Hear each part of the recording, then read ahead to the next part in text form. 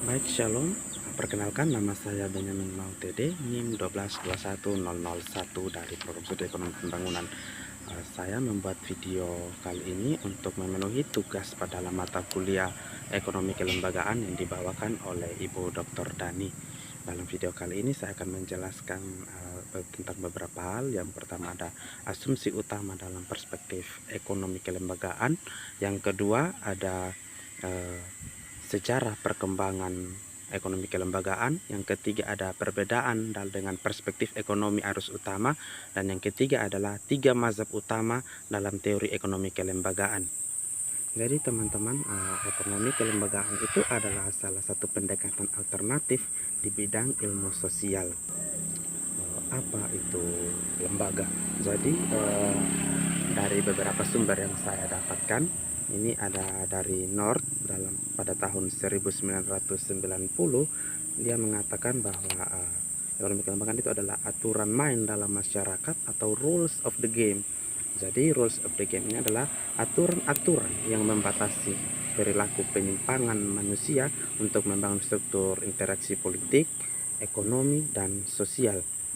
Ada juga pendapat dari Berdan pada tahun 1989 yang mengatakan bahwa lembaga adalah aturan-aturan sosial, kesepakatan, dan elemen lain dari struktur kerangka interaksi sosial. Ekonomi kelembagaan sendiri juga memiliki 3 pilar ekonomi kelembagaan. Yang pertama itu ada regulatif, yang kedua ada normatif, dan yang ketiga itu ada kognitif. Dan yang ini membahas tentang perbedaan perspektif antara ekonomi konvensional dan ekonomi kelembagaan.